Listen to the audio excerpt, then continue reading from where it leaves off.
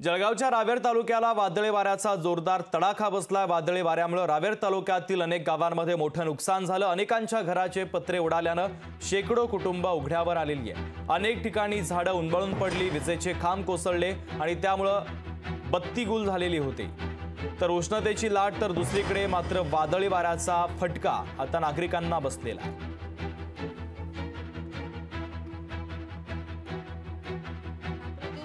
लेकराचा वाचवा असं आम्हाला कळालंच नाही।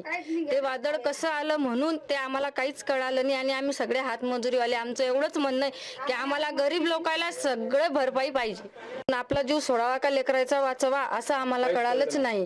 ते वादळ कसं आलं म्हणून ते आम्हाला काहीच कळालं नाही आणि आम्ही सगळे हातमजुरीवाले। आमचं एवढंच म्हणणं आहे की आम्हाला गरीब लोकांना सगळे भरपाई पाहिजे। आपला जीव सोडावा का लेकराचा वाचवा असं आम्हाला कळालंच नाही। लोकशाही मराठी ऐका, पहा, जागरूक रहा। पुण्यात हिट अँड रन प्रकरणानंतर युवक काँग्रेसकडून निबंध स्पर्धेचं आयोजन। अल्पवयीन आरोपीला निबंध लिहिण्याच्या शिक्षा दिल्याचा निषेधार्थ स्पर्धेचं आयोजन। आयपीएलच्या 17व्या हंगामाचा अंतिम सामना चेन्नईच्या एम चिदंबरम स्टेडियमवर कोलकाता आणि हैदराबाद संघात रंगणार महामुकाबला।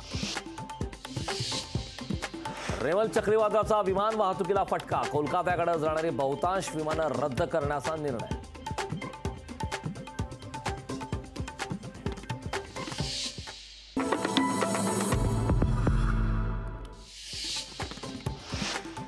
शिवराज्याभिषेक सोहळ्याला मोदींना निमंत्रण। सांस्कृतिक मंत्री सुधीर मुनगंटीवारांची माहिती। 6 जूनपासून शिवराज्याभिषेक सांगता सोहळा। तासगाव तालुक्यात पुणदी योजनेच्या पाण्यासाठी शेतकऱ्यांचा रास्ता रोको आंदोलन। पोलीस आणि आंदोलकांमध्ये बाचाबाची। 10 ते 12 आंदोलकांना पोलिसांनी घेतलं ताब्यात।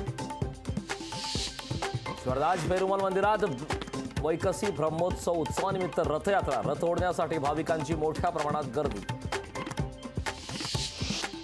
कोयना धरणातून नदीपात्रात 2100 क्युसेक पाण्याचा विसर्ग। धरणात 21 टीएमसी पाणी साठा शिल्लक। सांगली पाटबंधारे विभागाकडून पाण्याची मागणी वाढल्याने पाण्याचा विसर्ग।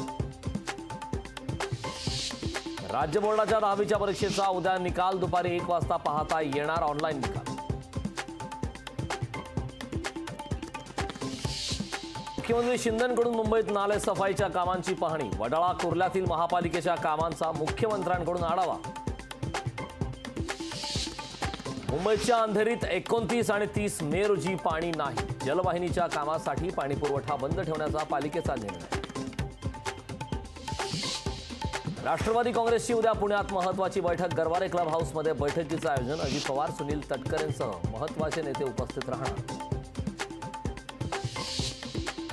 नाशिकमध्ये आयकर विभागाची छापेमारी। आयकरच्या छापेमारीत तब्बल 26 कोटींची रोकड जप्त। घाटकोपर होर्डिंग दुर्घटनेतील आरोपी भावेश भिंडेंच्या कोठडीत वाढ। भावेशला 29 मे पर्यंत पोलीस कोठडी। देशवासियांसाठी आनंद वार्ता। 31 मे रोजी मान्सून केरळमध्ये दाखल होण्याची शक्यता। तर 10 जून दरम्यान मोसमी वारे मुंबईसह कोकणात दाखल होणार। अकोला विदर्भातील सर्वात उष्ण शहर ठरलं। जिल्ह्यातील तापमानाचा पारा 45.8 अंशावर। एसी लोकलमध्ये विना तिकीट प्रवासी दिसल्यास थेट तक्रार करता येणार। रेल्वेकडून तक्रारीसाठी मोबाईल नंबर जारी। विना तिकीट प्रवाशांना रोखण्यासाठी मध्य रेल्वेकडून एसी टास्क फोर्सची निर्मिती। लोकसभेच्या 5ही टप्प्यातील मतदानाची अंतिम आकडेवारी जाहीर। मतदान केलेल्या मतदारांचा आकडाही जाहीर। विश्वासार्हता टिकवण्यासाठी केंद्रीय निवडणूक आयोगाचा निर्णय। श्रीलंका सरकार 43 पाकिस्तानी नागरिकांची तुरुंगातून सुटका करणार। कैद्यांच्या परतण्याबाबत दोन्ही देशांमध्ये करार झाल्याची माहिती।